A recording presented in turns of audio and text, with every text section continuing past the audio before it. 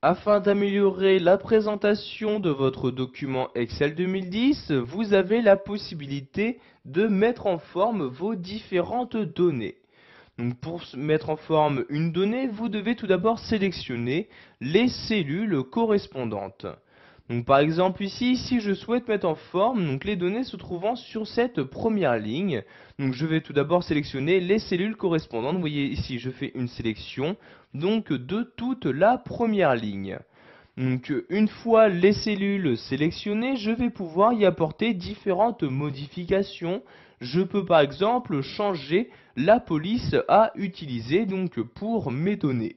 Donc pour ce faire, je me rends ici dans l'onglet Accueil et je clique ici sur cette flèche-ci.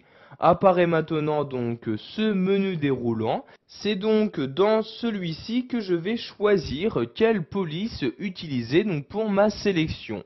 Donc comme on peut le voir, dès que vous laissez votre souris sur l'une des polices proposées, vous avez donc l'aperçu qui apparaît directement sur la sélection que vous avez effectuée. Donc cela vous permettra de choisir plus rapidement donc la police que vous souhaitez utiliser. Donc je vais par exemple ici descendre à l'aide de l'ascenseur. Donc vous avez ici toutes les polices proposées par le logiciel. Je vais par exemple ici utiliser donc cette police-ci, donc la police Century. Je clique donc dessus et comme vous pouvez le voir, donc automatiquement, quelles que soient donc les cellules sélectionnées, donc les modifications ont bien été apportées. Donc je vais devoir par exemple ici agrandir la cellule car en effet, donc suivant les polices que vous choisissez, il ne s'agit pas de la même taille par défaut qui est utilisée. Donc je vais par exemple maintenant sélectionner ici ces différents identifiants. Donc vous voyez ici, je fais une sélection de ces différentes cellules. Nous allons donc voir avec ces identifiants qu'il est possible de modifier la taille des différents caractères insérés dans vos cellules. Donc pour modifier leur taille, je clique ici toujours dans l'onglet Accueil sur cette flèche-ci.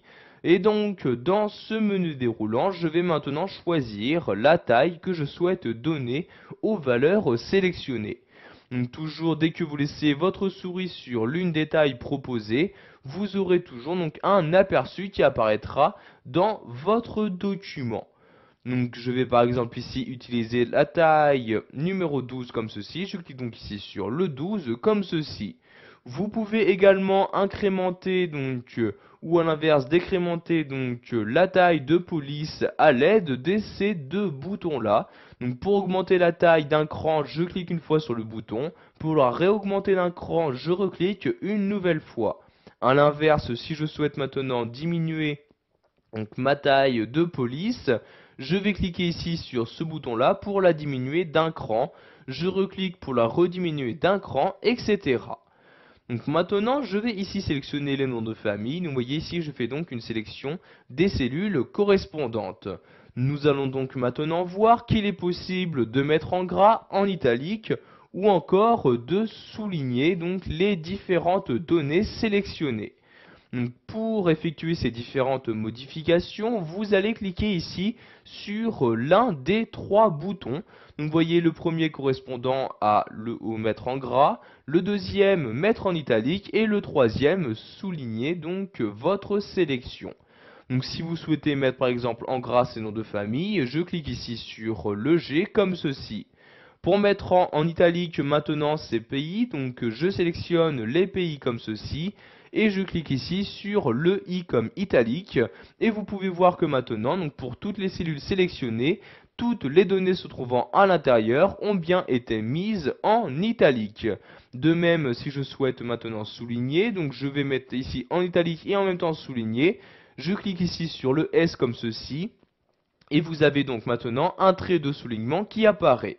Si vous souhaitez changer ce trait de soulignement, vous cliquez ici sur la flèche et voyez, vous pouvez soit souligner en utilisant un double trait. Donc vous voyez double souligné, je clique ici et vous pouvez voir maintenant pour chacun des pays, il s'agit bien d'un double trait qui a été utilisé donc, pour souligner le pays en question. Pour finir, nous allons voir qu'il est possible de modifier l'orientation de votre texte. Donc par exemple ici je vais prendre ce département-ci, donc je sélectionne la cellule en question. Pour modifier l'orientation de ce texte-ci, je vais cliquer ici sur ce bouton-là. Donc dans ce menu apparaît donc les différents niveaux de rotation qu'il est possible d'attribuer. Donc vous voyez soit directement écrire le texte sur la verticalité, d'effectuer une rotation du texte vers le haut dans le sens des aiguilles d'une montre, etc. Donc si par exemple je souhaite écrire mon texte à la verticale, je clique ici sur texte vertical et vous pouvez voir que pour la cellule sélectionnée, donc ici le département Moselle, est bien écrit sur la verticalité.